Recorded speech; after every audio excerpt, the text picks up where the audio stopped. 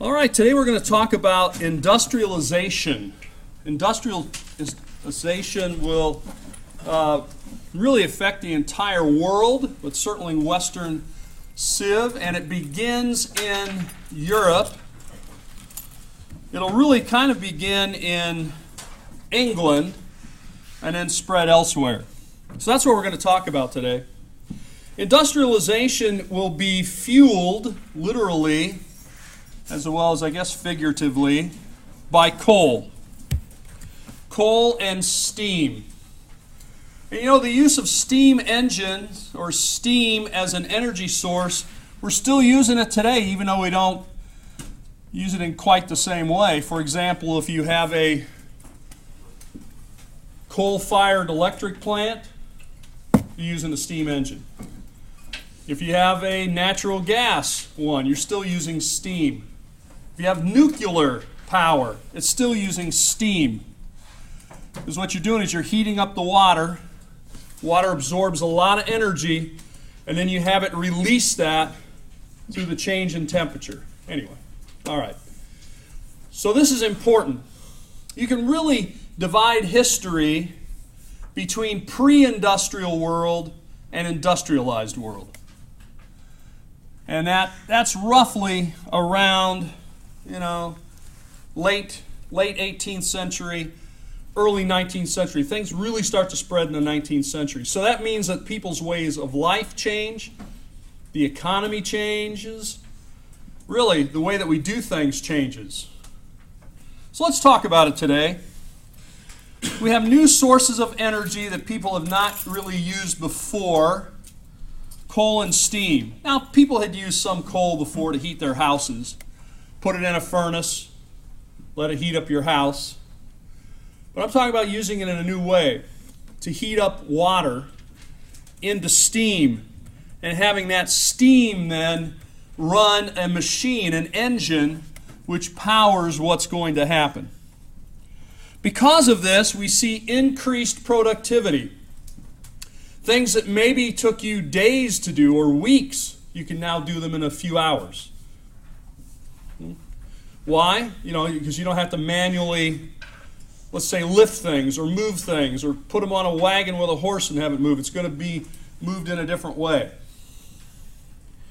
This is also going to lead to the building of factories and manufacture of things in factories. It also is going to lead to the decline of the number of people on farms.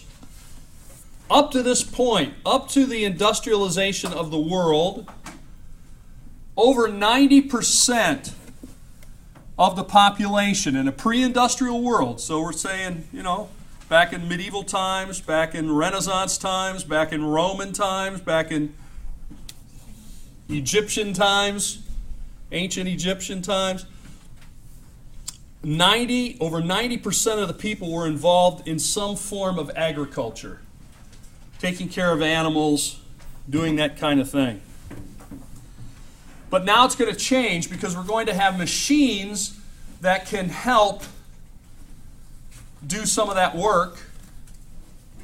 We're going to improve our farming techniques as well as create factories, and we're going to need people to work in those factories. So they're going to move off the farms and into factories, and that means they're going to move off the farm into towns and cities. So we're going to go from an economic system which is labor intensive, and it's now going to be capital intensive. What do I mean by that? Let's say I'm a farmer. The thing that's my limiting thing, let's say I've got 1,000 acres of land I want to farm. Okay? What's going to limit me from farming that? Having enough people to actually plow the fields, having enough people to plant the crops, having enough people to tend to the fields and then to harvest it and get it all in. I'm going to need a lot of people working a lot of hours to do that. And so if I want to get my farm bigger, if I want to go from 100 acres to 500 acres to 1,000 acres, the main thing that's going to limit me is having enough people to work that farm. and there aren't that many people around. That's one reason why pre-industrial world, you got a lot of big families. You know why? Free labor. Free labor. You know, our concept, this is kind of a sideline, but it is related to industrialization. Our concept of childhood, and certainly our concept of adolescence, is a modern one. Ancient people didn't really, you know, in other words, today, I don't know what the age of adolescence is. Well, let's say it's 12, 13. Let's say it's 13 until when? I don't know. It seems like it's about 30 now, right? I've heard people like, well, yeah, I'll start getting serious about life when I'm 30 or whatever. But certainly, you know, it used to be adolescence was sort of like, let's say 12 to 18. Then it became 12 to 21. Then it became 12 to 25. Right? You can stay on your parents' insurance till you're 25, most places. And it's now edging towards 30. But that whole idea of adolescence is a modern concept. It's not one that they had in the pre-modern world, certainly in the ancient world. They saw children as tiny adults. Anyway, and this is going to affect it here because when we build factories, guess what? Kids worked on the farms. If you had a family of 8 kids, those 8 kids were out helping you on the farm. Anybody here grow up on a farm? See, look at it. Not one person here grew up on a farm. That's pretty amazing. But everybody still eats, right? You're not producing any food, but you're eating food. Where does it come from? Well, it comes from now very large farms. But it used to be, if you didn't raise the food, you know, the majority of people would be involved in farms. So that's a big shift to go from primarily an agricultural world, agricultural economy, to primarily an industrialized economy. And that's what we see happening here. So what limits me now is capital, not labor. You guys doing all right there? Yeah, I'm trying to get into. Okay. So that means if I want to have a factory, guess what? I need a lot of money. That's what that means. Let's say I got a great idea that I think this is something Lakeland needs or whatever, and I say, what's the main thing going to limit me from doing it, manufacturing it, or having this business? It's going to be money. It takes a lot of money to start a business, and a lot of businesses don't make it, so it's risky. So, money, capital intensive to labor intensive. All right, let's move on. It's also going to bring about a lot of social changes. It's going to change society because people are going to move off of the farm. They're going to move out of the small towns, rural area. They're going to move to the cities, and they're not going to be in the countryside. I don't know how many of you here grew up in a small town? Anybody? Not very many of you. Well, 4, 5, 6, 7. All right, if you grew up in a small town, I grew up in a small town. There are some good things about it, and maybe some things you don't think are so good. One of the things about a small town is everybody knows who you are. Right? They know your name. They probably know your parents. They know your brothers or sisters. You know, they probably know quite a bit about you. When they just see you walking down the street or whatever, oh yeah, I know him, I know her, that's what she does, that's what her parents did this and that. They know a lot about you. That could be positive or negative. It also means if you do something wrong, everybody knows that you did something wrong. So there is a kind of social pressure to not do something wrong, right? Because you know if you do that thing wrong, somebody's going to see you and they know exactly who you are, and probably before, even before they had cell phones, the best way to communicate things was to let somebody see you do something. And by the time you get home, even without cell phones and the internet, parents usually knew. Most of the town usually knew. Probably before you even got back home. Right? So that's a kind of pressure. And you might think that's negative, I guess, if you want to do stuff that's wrong. But I know nobody in here wants to do things that are wrong. But if you move to a city, guess what? You're anonymous. Nobody knows who you are. You go from a little town. I grew up in a little town in Indiana.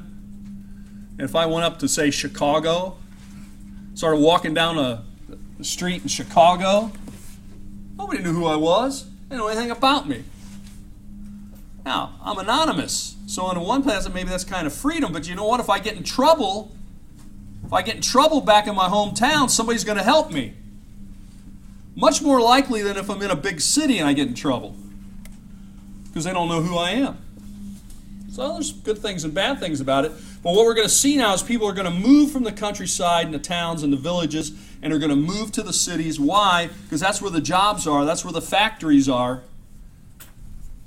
And that's what's going to happen. So we're also going to see now that there's going to be a real move to needing raw materials. Let's say this is one of the things they made in England was cloth. They made clothing. They wove it together, they cut it, they would sew it into, say, a shirt, pants, whatever.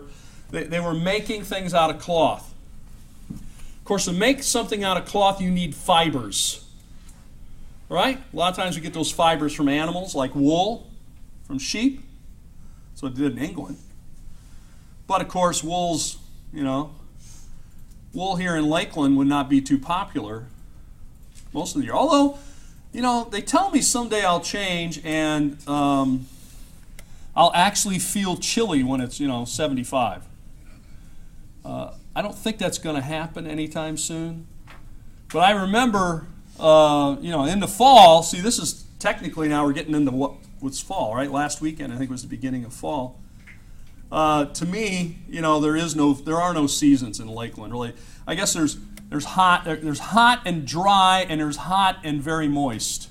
Maybe it's hot and very moist and hot and just kind of moist. There it is. Okay?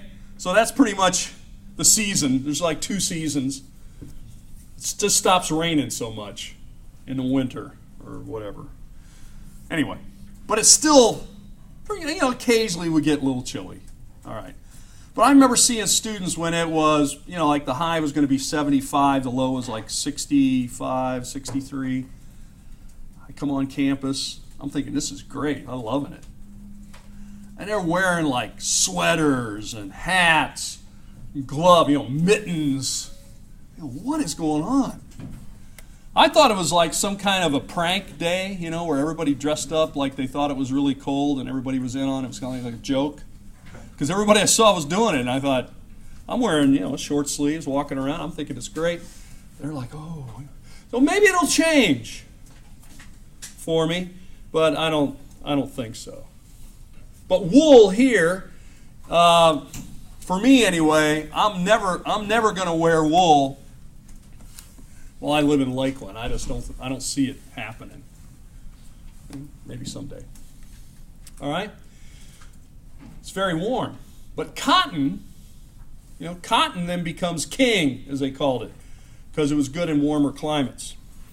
The other thing we're going to see is we're going to have a wealthy middle class. People involved in this business will do it. All right, all of this begins in Great Britain. And we're going to say some of the reasons why.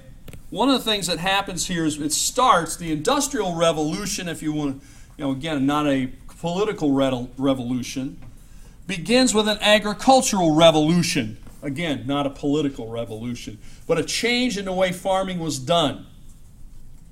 So here is a guy that you may or may not know. His name is Jethro Tull. Now, it's not the band. Have you ever heard of the band, Jethro Tull? Probably nobody here has. It's an old, but you have, okay. It's not that guy, but that's probably where they got their name. Jethro Tull was famous for inventing the seed drill. Doesn't sound too exciting to us. But in 18th century, that is in the 1700s, in England especially, and it will spread elsewhere, new agricultural techniques are going to take place, including a new way to rotate crops.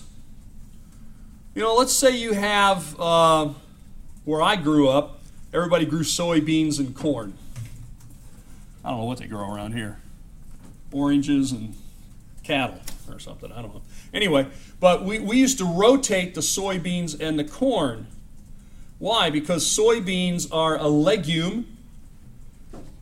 The root system of legumes, like soybeans and peas and stuff like that, have bacteria that cohabit there on the root system, and they actually put nitrogen in the soil. Corn takes a lot of nitrogen out. So if you just keep growing corn in the field, the same field all the time, you kind of wear out the soil. So you rotate in the beans, the soybeans with the corn. All right, that's the idea. You rotate it, it gives the field, the soil, kind of a rest, a change. They started doing that, and they started using a seed drill, and that's what Jethro Tull is famous for. Jethro Tull then, you know, the way people used to plant seeds is they had sort of like a pouch, almost like a cloth thing like they would sling around their neck, you know, like a little pouch, and they would put the seeds in there, and they would just grab them with their hand, and they would kind of throw them around like this, right? They had a pattern to it, but they would toss the seeds. So you'd plow up the field, you'd work the soil, then you would toss that on there, and then you hope it takes root, right? And what happens, you know, of course, is that birds come along and eat a lot of those seeds. You ever seen birds? They love to eat seeds. And so, you know, you might try to cover them up a little bit, but it was hard to do. And then you didn't have rows. You had, you know, because you just toss the seeds out there, they're not in rows. Seed drill, now you put, say, 3 or 4 seeds. They go in a tube, and the tube goes down on the ground, and it releases those seeds, and it pulls up, and it goes down again, usually on a wheel or on a circle. So that you have regular distance between where you planted the seeds, and you got 3 or 4 seeds in each hole, and then you can easily cover up the hole, keep them away from the birds. Much more efficient. And now you end up with rows. Rows are a lot easier to handle than just, you know, just like an open field filled with wheat or something, or corn. If you have rows, then you can go in and weed it, kind of maintain it. You can walk through it without smashing your plants, the young plants, all that kind of stuff. And so that's what happens there. So anyway, there's other things too, but mainly those development means that the farming was better. And since the farming was better, guess what? There's more food to eat. And in fact, you're more efficient, so you don't really need as many people working the farm. Plus, guess what? Your children survive. You know, today, I mean, unfortunately today, there are children that still die, say, in childbirth or as children. But it's much, much less than what it used to be. It used to be that if you had, let's say, if a wife would give birth to 10 children, would not be uncommon, but maybe only 5 or 6 of them would make it to adulthood. Why? Childhood diseases, complications in childbirth, and the lifespan for women was much less. You know, it's only in modern times, only like in the past, let's say, 60, 70 years, that women have started to live longer than men. I mean, their lifespan was longer. Because a lot of women died in childbirth or in complications thereof. Today, most of them, not all of them, but most of them survive. And then the women outlive us, guys. They outlive us. They don't seem to be too sad about that either. Anyway, so that is also something that's modern. If you go back to this time, 1700s, 1800s, a lot of women are dying before they're 40 because they're having a lot of children. And, well, if there's more food, the women are healthier when they give birth, you know, when they're pregnant. And the children that are born are also healthier, and everybody tends to survive more. So the population starts to go up, and so we have more people there. Yes? Do you have an exact year for when the agricultural revolution began? You'll have to look it up. It's in your textbook. Yeah, and you have to look at your textbook sometimes. All right. The England's advantages. Why England? Why was England where this happened? The Industrial Revolution. Well, England had the capital. It had the money.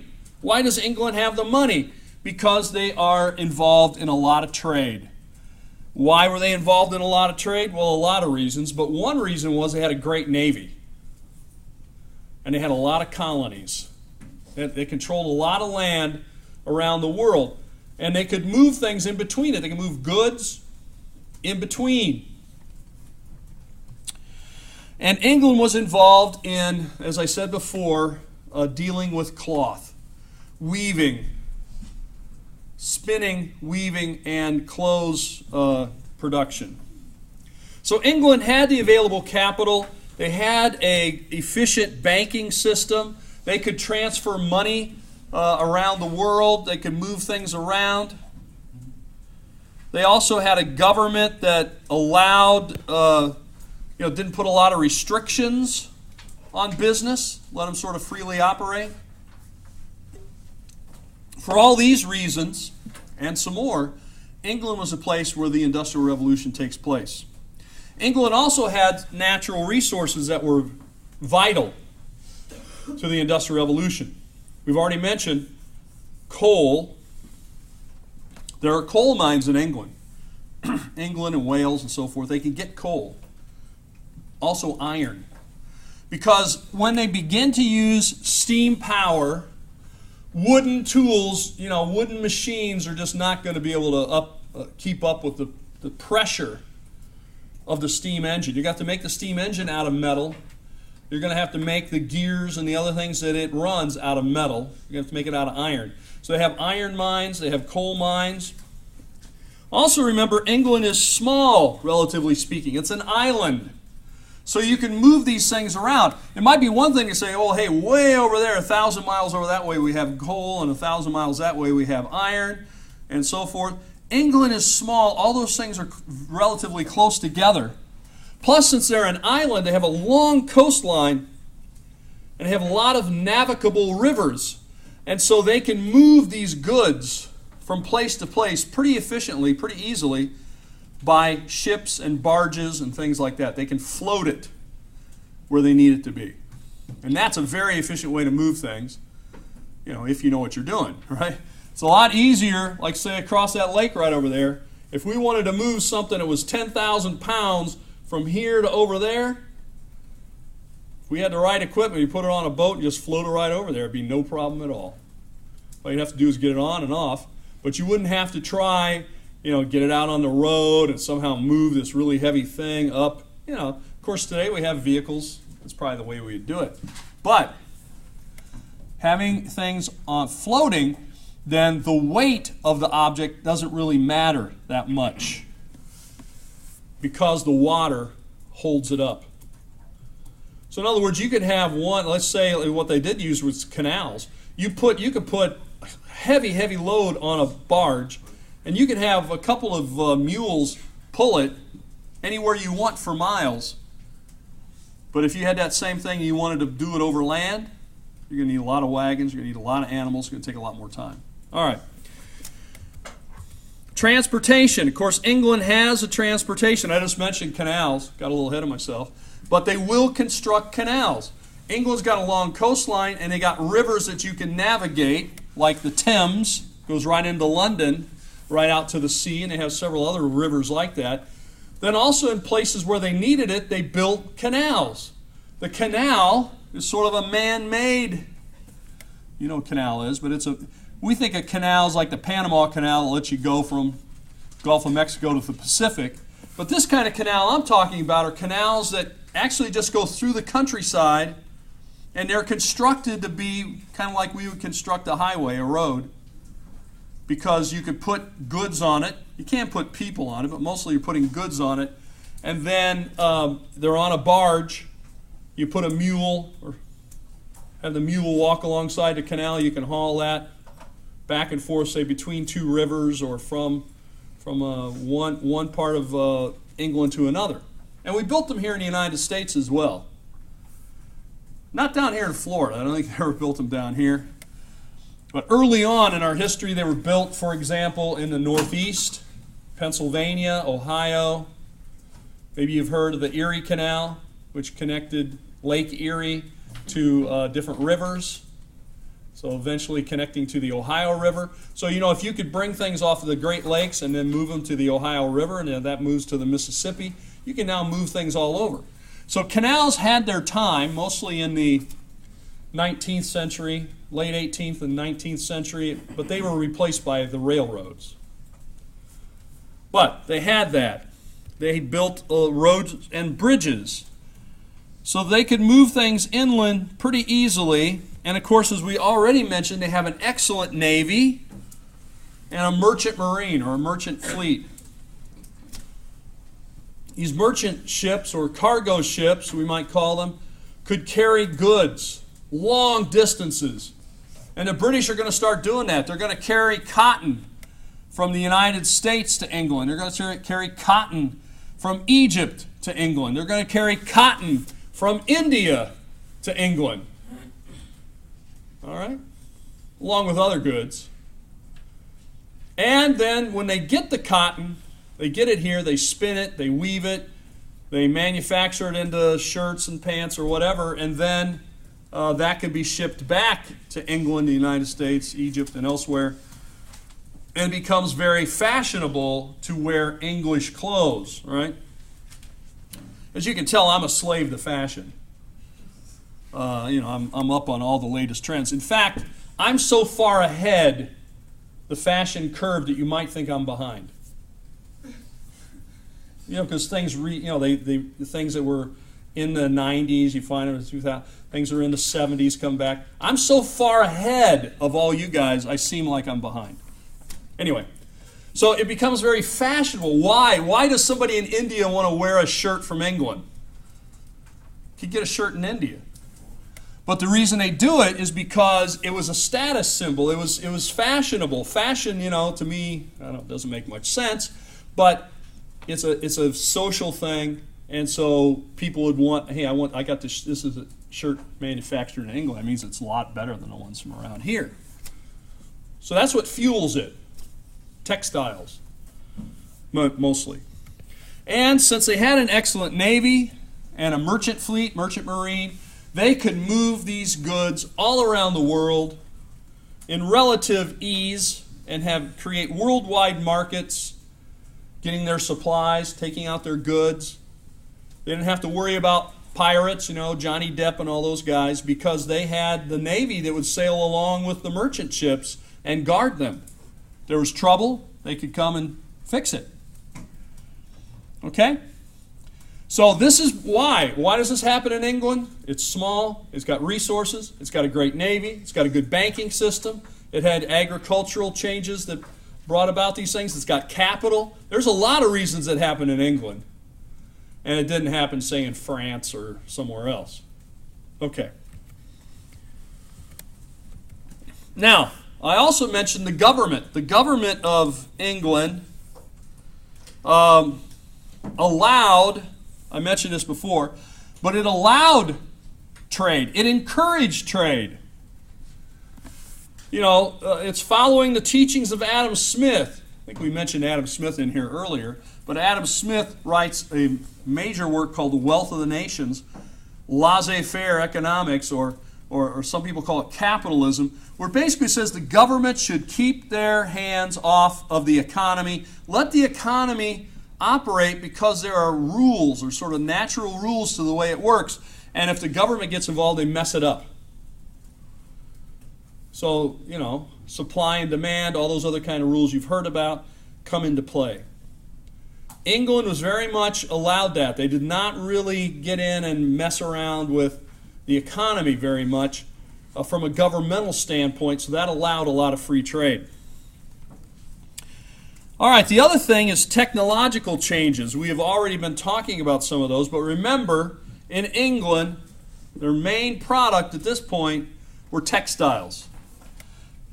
They had made them out of wool.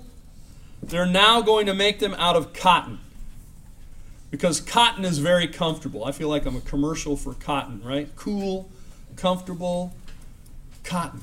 All right? Well, cotton is cool and comfortable, so I get no money from the cotton manufacturers for saying that. But it's true. If I have a choice between wool underwear and cotton underwear, I can guarantee you I'm picking cotton, right? Especially in Florida. Now, maybe if I was in, Alaska, the wool underwear may not seem so bad. But cotton then also grows. I mean, it grows as a crop. I don't know if you know much about cotton, but it grows on plants. The plants aren't that high, maybe about knee high. But cotton is only grows in warm climates, so it doesn't grow in England. What's amazing is how much cotton England used, and they didn't grow any of it because it won't grow there. I don't know if you've ever been to England. It's a rather cool climate. It's raining a lot, and it's kind of cold, chilly, cool. That's not good for cotton. So the cotton had to come from warmer areas. Like I said, the United States, the southern part of the United States, Egypt, India. These are the places that are getting a lot of cotton. All right, the other thing we see is that we're going to go from manually creating fibers, fabric, cloth, to making it with machines. And this production goes from the cottage to the factory. I think we mentioned it here before, cottage industry. A cottage industry is an industry not that's building cottages like one person put on their terms one time. Cottage industry, an industry that creates cottages. Did not get a lot of points for that one. That's not it. Cottage industry means you manufacture things in your home, in your cottage. Right? So let's say we're talking about fabric. Maybe one woman does the spinning, takes the fibers and spins them into yarn or thread. Another one takes that and has a loom and weaves them into cloth. And then another person takes that cloth and then cuts it and makes it into a shirt or something, right? All that could be done in the home, and it was done in the home for centuries, for millennia, right? But as you increase the production level and you start using machines, you simply can't put those machines in somebody's house. Doesn't work very well. So you build a building that's now over here we're going to have the thing that spins it, over here we're going to have the thing that weaves it, and then over here we're going to have the place where it's made into the clothes. We can put that all in one big building and have all the people come to the building rather than have all the goods go out to everybody's homes and then we gather it up and kind of shift it from one to the other. We take it from this woman who spun it to this woman who weaves it to this woman who sews it. All right? So to do that then, we're going to have to mechanize this more. For example, James Hargreaves develops what's called the spinning jenny. It's this device you see in front of you here. Doesn't look too fascinating to you, I suppose, but it did change things. Instead of just one woman, usually a woman, spinning and creating a bobbin, a thing of yarn, one at a time, this thing's going to do, I don't know how many is it doing there, 50 of them at a time? And that's mechanized here by just hand power. But what he's then going to do is after the machine is developed, and notice it has rotary motion. You're spinning. You see, you're turning that wheel with your hand.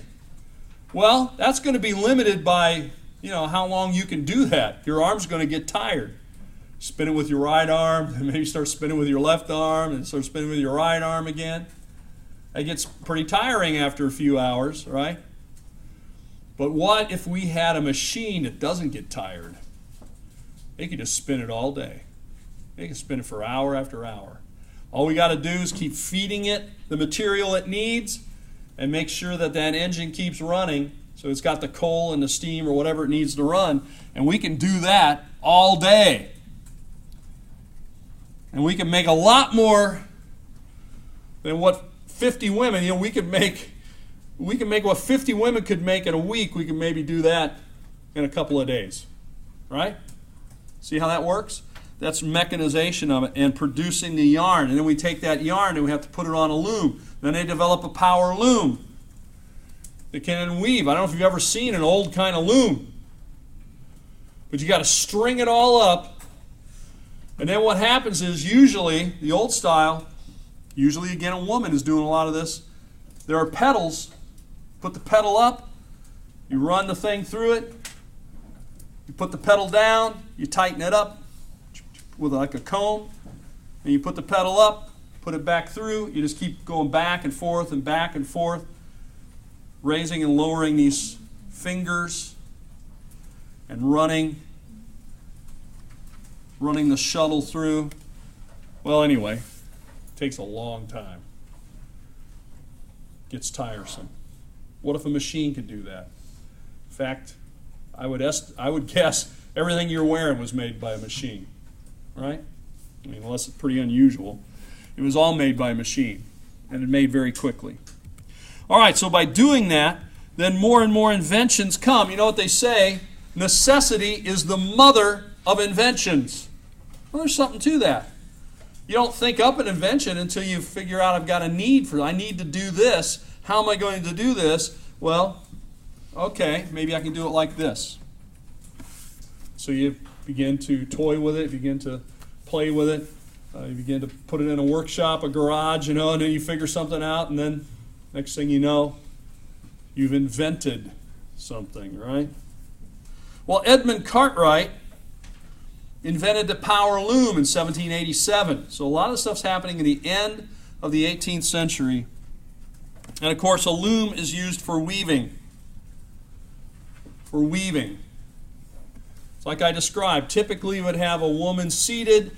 There would be a big device in her house made out of wood. And it would have a couple of levers on it that would raise and lower these things. And you'd pass a shuttle through back and forth to weave the cloth. But if we could do that in a mechanized way, start to turn out a lot of cloth. Usually they sell cloth by the yard, right? So you can put out a lot of yards, a lot of bolts, as they're called, B-O-L-T-S, a lot of bolts of cloth. Well, then the steam engine. You know, steam engines were developed in the 1760s. They were kind of novelties at first, but then their first use was to pump water out of mines. Pretty good at that. You know, we need coal, we need iron and stuff. Men had to dig tunnels and go down under the ground. It's dangerous work. Where I used to live in Kentucky and up around West Virginia, still got coal mines. A lot of them now are open mines, pit mines they're called. They take big machines and they just move the earth off and they get down to the layer of coal and then they come in with big machines and dig it out. But it used to be done in tunnels. You'd run a tunnel down there, you'd find a vein of coal, and then you'd build tunnels to go along and follow that and chip all of it out. They'd chip it out by hand. Then they would haul it to the opening and they'd have to haul it up to the top, and then from there haul it away from the mine to where people needed it. But part of the problem was the lower you went, the different areas you go to, you start to get water backing up in the mine. You need to pump it out, obviously. The men can't work underwater. And so that's what the coal mines became the place where the steam engines were used first. But they weren't very efficient. They were noisy. You could use them to pump water. But James Watt, pictured here, perfected the steam engine, perfected the way it worked, and really made it much more efficient.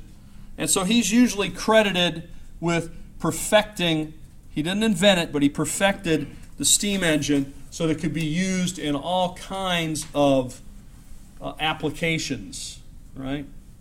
All kinds of applications. By the way, James Watt, you guys probably don't pay electric bills, right? Right? You never even see you don't see an electric bill. You live here on campus, right? You turn on the power. You leave lights on, leave stuff on all night. You don't care because you're not paying for it, right? At your house, maybe some of your parents or somebody yells at you, "Why are you leaving those lights on?" Well, that's because they're paying the electric bill. If you look at the electric bill, it's going to tell you how many kilowatts of power that you use per month or whatever, and you pay per kilowatt hour, they're called. Well, why is it called kilowatt? It's named kilowatt because it's named for this guy right here, watt. It's named for him because watt becomes the measure of a unit of power that we even use today with electricity and other things. Wattage, like a wattage of a light bulb. Like you go to the store, you say, I need a 100-watt bulb. Of course, now they're getting those fancy light bulbs, so they have to tell you what the light bulb would be if it was. It'll say this is 23 watts, but that's equal to 100 watts because it's a different kind of light bulb. Well, anyway, you see the name watts. Watt. It comes from this guy's name. We still remember him today, even though you don't really remember him, but that's his legacy, I suppose. Now, one of the things that gets invented here, as Watt revises the engine, is another development of the steam engine is to make it a circular motion, to make a rotary engine.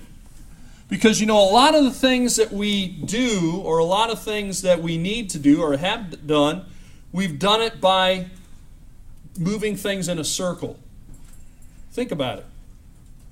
Well, like that spinning jenny, right? You got a handle on it, you spin it, you're moving it in a circle. How about a wagon wheel? Wagon wheel goes in a circle, right? If you're going to move something across the ground, we use wheels, which, by the way, they should be round. They work a lot better that way. And that means you need to move in a circular motion.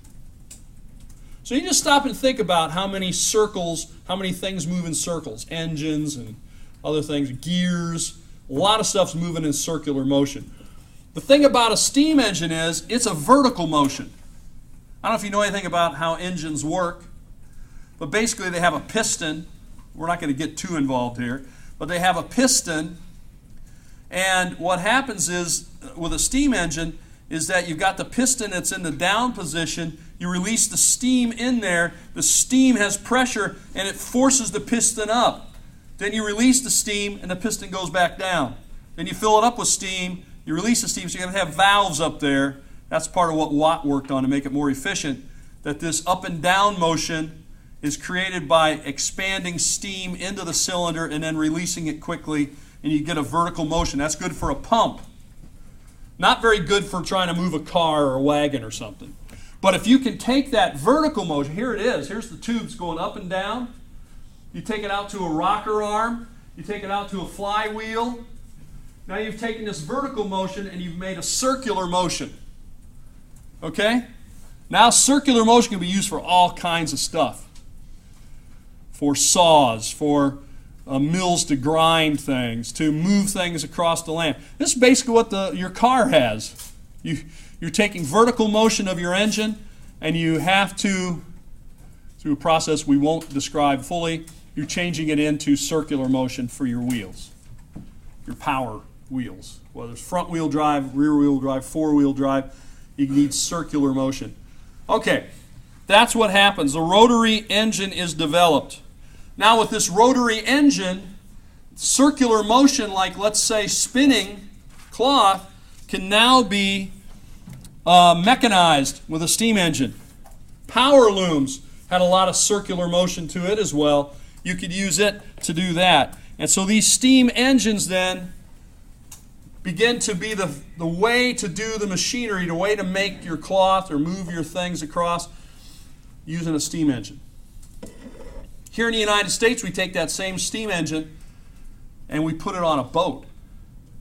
And we have a paddle wheel. You ever seen a paddle wheel boat? It's got a big paddle in the back with circular motion. You got a steam engine on it, at least that's the way it originally was. Most of them don't have steam engines anymore. And the steam engine takes a vertical motion, changes it to a circular motion, and now you can move up and down the river or across the lake or whatever with a stern wheel, paddle wheel boat. Same with a train, railroad. You take basically the old trains were a steam engine, had a big steam engine, and they put wheels on it, and they changed the vertical motion of the steam engine to circular motion, and they use that engine then to pull the cars along the way. The other thing that this means is that we're no longer limited to streams. You know, a lot of these devices, like say grinding wheat.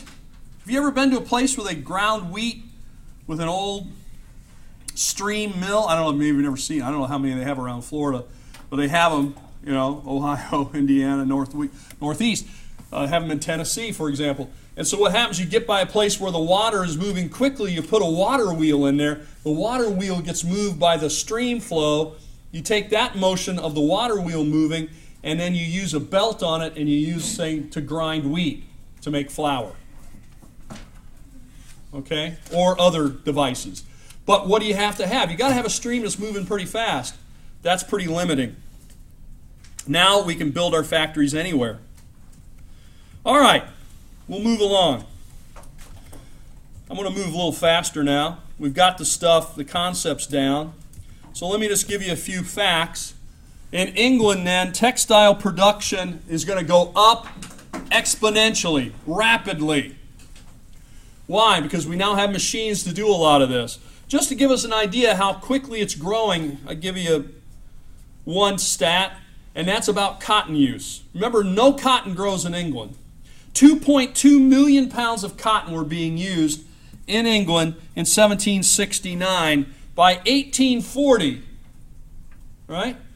What is that? It's about 60 years later, 70 years later, 366 million pounds of cotton every year.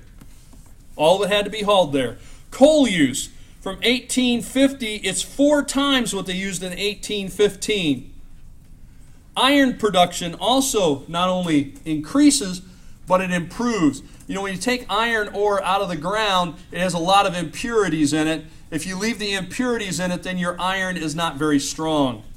So they began to work out ways in which they could make the iron more pure. One of it was by puddling it. You heat it up till it's liquid, and you let it sit in a puddle, and then you can scrape off the slag. You scrape it off the top, almost like a foam on top of a hot drink or something. You can kind of scrape it off, and that's the impurities, or you pour it off and you leave that stuff in there. All right, that's one way to purify it. I used to work at a steel mill a long time ago. Yeah, I can tell you stories about that. You need to get the impurities out to make it, and it's a very hot job, by the way. Iron use goes way up. Take a look at this.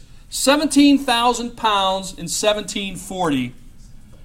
Over 3 million tons in 1852. So in a little over 100 years, they go from 17,000 tons to about 3 million tons.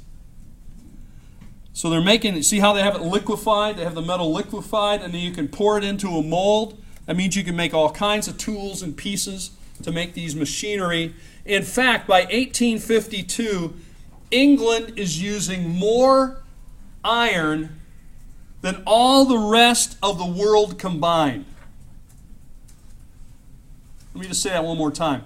England is using more iron in 1852 on this little island than if you take all the rest of the people using iron all around the world. It doesn't add up to what they were using to make machines. And other things. I went to a place in England called Iron Bridge. You know why it's called Iron Bridge? It was where the very first iron bridge was built. It was built in England. Well, anyway. A lot more we could always say about all this stuff. But that's a neat place to visit, by the way, if you want more information on this kind of thing. How about locomotion? Locomotives. Well, a locomotive is really just... it's a steam engine. You see it here in the picture. And on the side, you see this piston that's being driven up and down. And that up and down motion, basically the flywheel is just a big wheel on the front. And you got the smokestack. So you throw coal into the furnace. It changes it into steam. It makes the piston go up and down. When it goes up and down, it turns the big wheel. The big wheel then drives the engine forward. That's basically how your car's working too. I mean, a little different, but similar idea. In 1804, a guy named Richard Trevithick, lives in Wales, had the first steam-powered locomotive. By the way, if you ever get to England, you might go to York. if you go to York, there's a lot of neat stuff to see in York. You can spend several days there. I did a couple summers ago.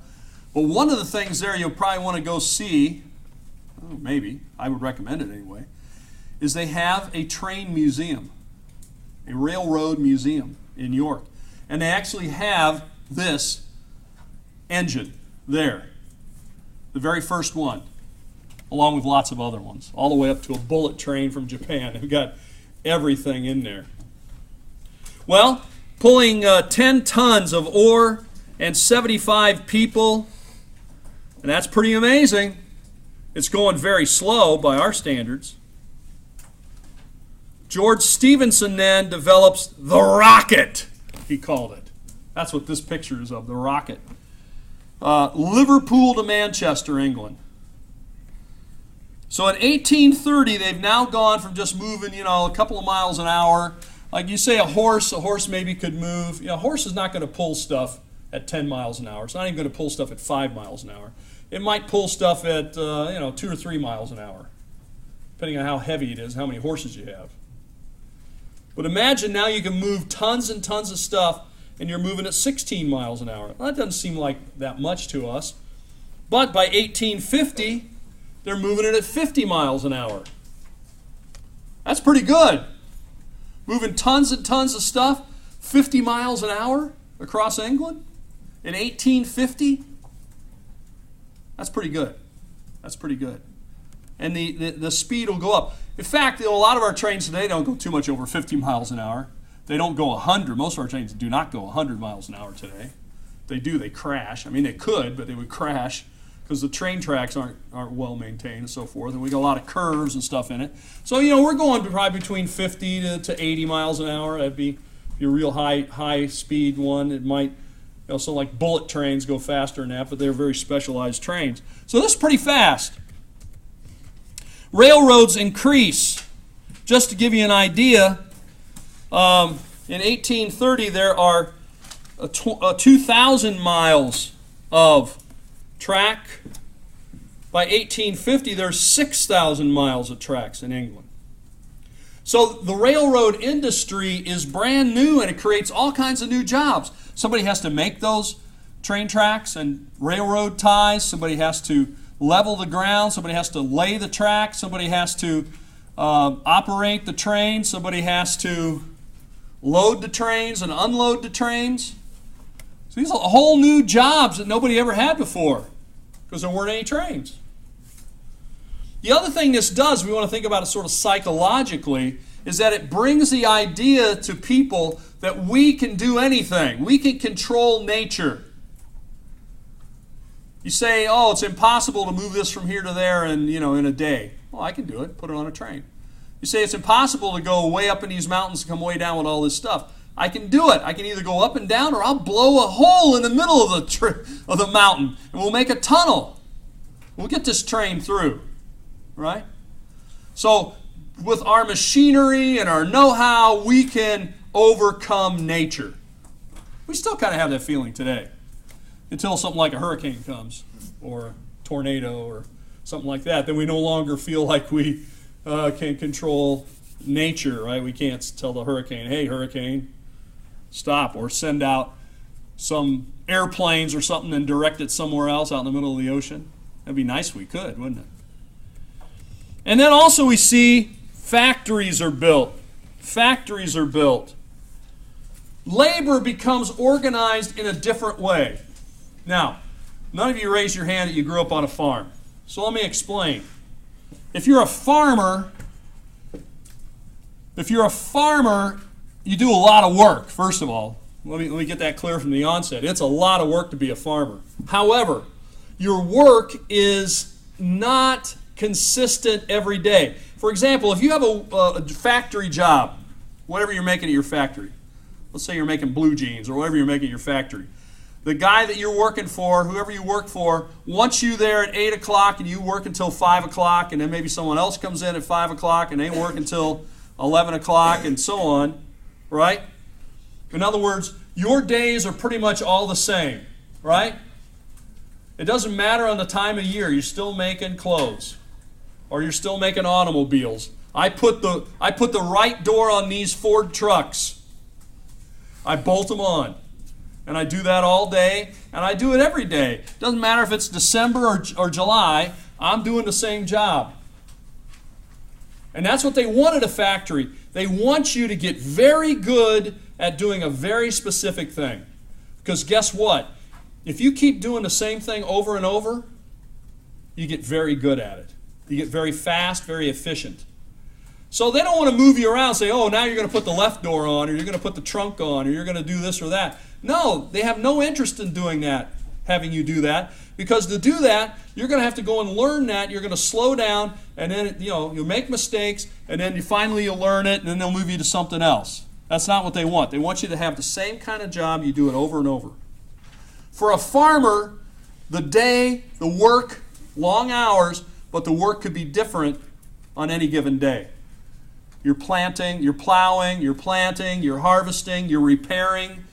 And guess what? In the spring, when you plant, you got to plow all those fields and get everything planted.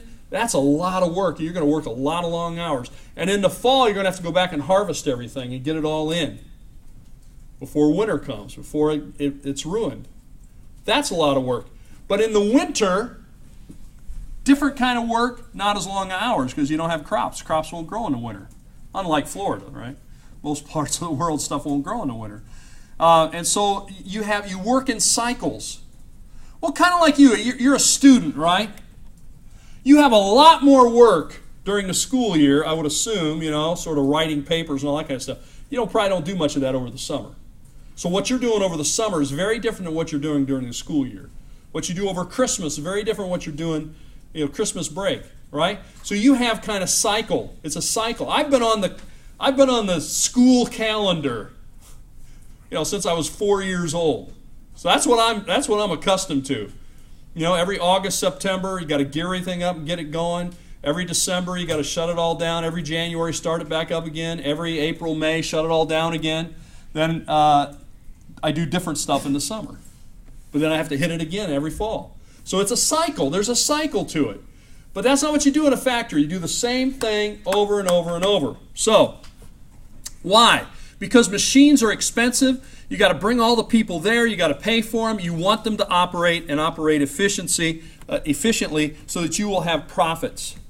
This also creates a distinction between the person who owns the factory and the person who works at the factory. The guy on the farm typically owns the farm and the machines, the tractors or whatever they're using. And so there's not a separation sort of between management and workers. Everybody's working, and it's all the same thing. Pre-industrial work also is not timed. You were not paid. I don't know if you've, typically pre-industrial workers are not paid by the hour. This idea that you get so much money per hour, that's an industrialized idea.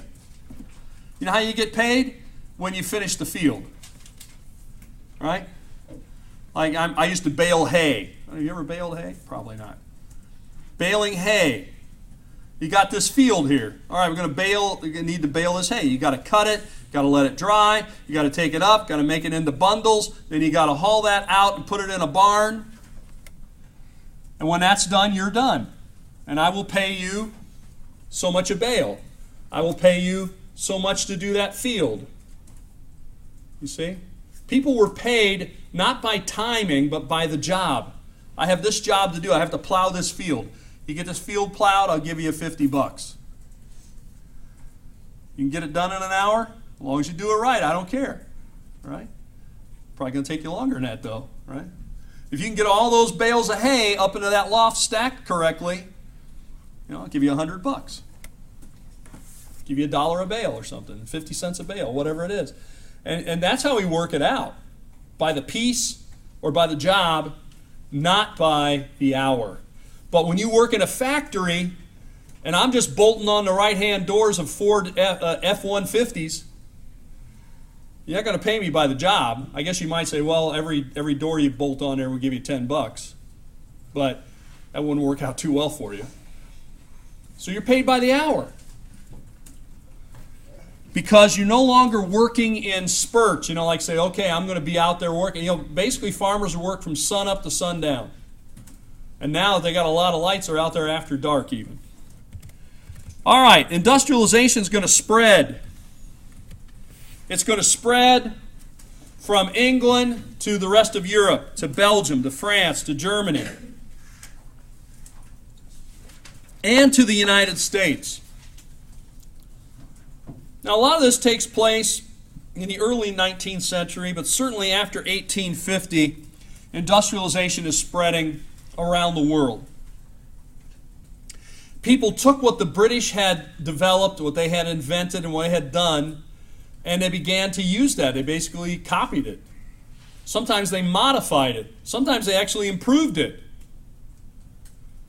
Well, like, for example, here in the United States, we're much bigger than England, so we have to do things on a much bigger scale. They never came up with a steamboat because they didn't need a steamboat. They used canals. They used other kinds of boats. But industrialization spreads, and it spreads around the world. It spreads across the Western civilization, certainly, and to the United States. All right, got to move on. I know you're still writing this down, but this will all be on the YouTube video. All right? The United States in 1800, just to give you an example, look at this nice picture of the farmer. He's got 2 horses with a plow. He's got his farmhouse in the background there, maybe with a barn. His kids have brought his lunch out to him. Very rural, very idyllic view of the farmer. But notice his kids are with him. Probably help him when they can. Well, it's an agrarian economy in the United States in 1800. It means most everybody's a farmer, agrarian, agriculture. That's where it comes from. So the agrarian economy means that in 1800 in the United States, we did not have one city in the United States that was over 100,000. So I mean, New York City was not over 100,000. Chicago was probably almost non-existent in 1800. I mean, it was something there, but not very big. The population of the United States was 5 million people, the whole country. And there were only 16 states. They were all along the East Coast. 16 states. By the way, Florida wasn't one of those at that time, I don't believe. Still belonged to the Spanish, I think, maybe in 1800. But anyway, there you go. Most of the people lived east of the Appalachian Mountains, that mountain range that goes up through Tennessee, West Virginia, Virginia. They lived from there over to the coast. Okay. So here is a map of what it looks like in 1800. See this? Mississippi Territory. This is claimed by Georgia. Tennessee and Kentucky are states. Then you got New England, and you got Georgia, North Carolina, South Carolina. Most everybody lives over along that Atlantic coast.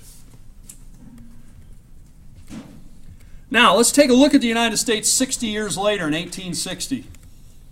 Half of the population of the United States then are farmers. Not 90-some percent, but only 50-some percent. We had 9 cities over 100,000. Excuse me. Our population is now 30 million people instead of 5. Where did all those people come from? They immigrated, mostly from Europe, right? They came from places like England and Germany and so forth. And we now have 34 states instead of, what do we say, 16. About half of the people live west of the Appalachian Mountains and half live east. So you see a lot of westward movement. And we also see that the United States has borrowed the industrialized ideas and technology of England, and we're beginning to apply it. But guess what? It's being applied unevenly. Most of the industrialization is taking place in the northeast part, certainly in the north part of the United States, but certainly the northeast. That's where most of the factories are. Not down here in the southeast. That's where most of the agriculture is. If you want to understand the Civil War, there's a lot of ways to look at the Civil War. But one way you can look at it is you had the industrialized part of the United States and you had the agricultural side of the United States. and they had different economies, they had different priorities, and they had a lot of disputes. Right? Okay. So part of it's economic. Well, let's take a look. The United States actually begins to develop things in a way England never did. The United States was the one that developed interchangeable parts. You just might take that, it used to be you could fix things. We sort of design things now so you can't. A lot of you got out there are laptops, right? It used to be, I remember when I first had computers, I would open the computer up, I would switch out hard drives, I would do all kinds of stuff with the computer because you could do it. Now, you can't even hardly get a laptop open. And if you do, it's hard to get any of the parts. And in fact, it voids everything if you do, right? Same with your cell phones. You got an iPhone, you're not supposed to open it. They make it so your battery runs out so you'll buy a new one. I'm not telling any secrets here on them. That's just what they do. I remember the first iPhone I had, the battery started, I got it used, I got it kind of reconditioned. The battery started to go out pretty quickly. And so I contacted them. They said, oh no, this is going to be like, $100-some to put a battery in, like 100, I said, well, what do you mean? He said, well, this is what it is. I said, well, what if I do? Well, if you do it, it voids your thing. I said, well, it doesn't work anyway, and by the way, I bought it used, so I don't really have a warranty on it. So I took my iPhone apart, and I put a battery in there, and it worked well for 2 or 3 more years. I got the battery for like $5. Now, they don't want you to open that iPhone up.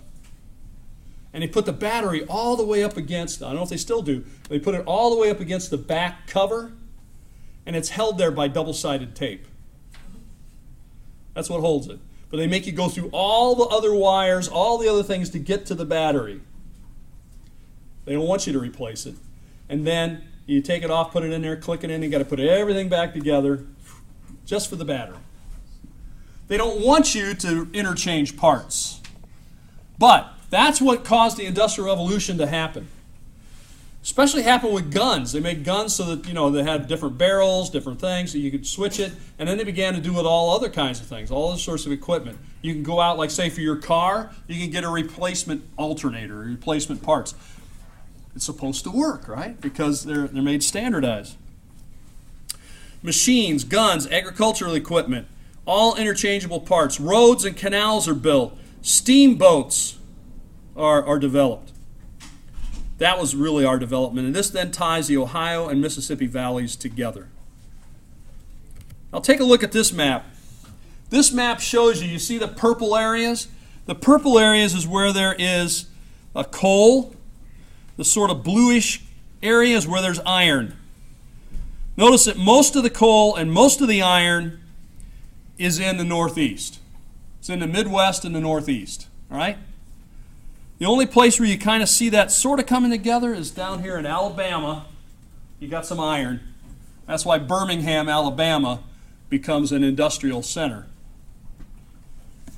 So that means then, again, when you get, say, to the Civil War, most of the railroads are in the north. They're not in the south. There are a few there, but not much. Most of the factories are in the north, not in the south. Most of the industrialization is in the north, not the south.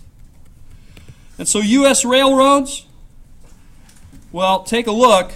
In 1860, there are 1,000 steamboats on the Mississippi.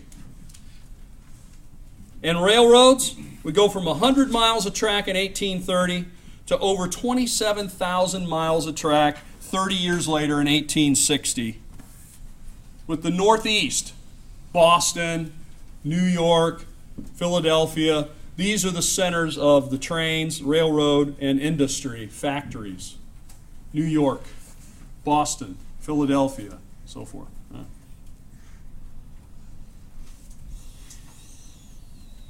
All right. Got a few more screens. We got a few more minutes. Let's see what we can do. The next screen I'm going to show you, I think is interesting. I'm going to let it run through a couple of times. It shows you how the United States developed chronologically. Notice that at first it's along rivers, and then later it's along train lines. What this actually is, it's producing counties, when counties were formed. There's 1950, 1983 here. 1650, all along rivers. See that? Now we see the lines putting out. Now we're seeing counties formed, states forming. We see jump the Mississippi all the way out to California, the gold rush, and so forth. I think it's very interesting, very informative to show how the United States developed and how things traveled through. Well, let's talk, in the time we have left, then a little bit about social impact. The social impact of the Industrial Revolution. Like I said, the population goes up because of agriculture and so forth. So in 1750 to 1850, you see about a doubling of the population in Europe. The food supply goes up, the death rate goes down. That explains that population growth. And that includes all those people that left Europe and came to the United States. Doesn't include them because a lot of them immigrated here. People from Ireland, people from Germany, and so forth.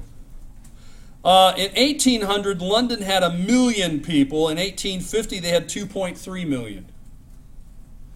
6 cities in the UK in 1800, 50 to 100,000. 18 cities, 50 to 100,000 in 1850. So I'm just showing you how cities are growing, how the population is growing, and this is going to make an impact because people are now moving to the cities. So in 1850, we have social problems that come with people moving to the cities. Like I said, if you live in a small town, everybody knows you. You got a social, what we call a safety net. People will help you. But as the food supply goes up and the death rate goes down, now we see by 1850 over half of the people live in cities. That creates sanitation problems. Bathrooms, sewage, coal dust. Alcohol drinking goes up. You're working in the factory maybe 12, 14 hours a day. You get off work, you stop at the local pub, begin to drink. Let's say a woman's husband gets hurt. She's now in the city. Prostitution becomes a problem. Pollution, cholera, these are all problems.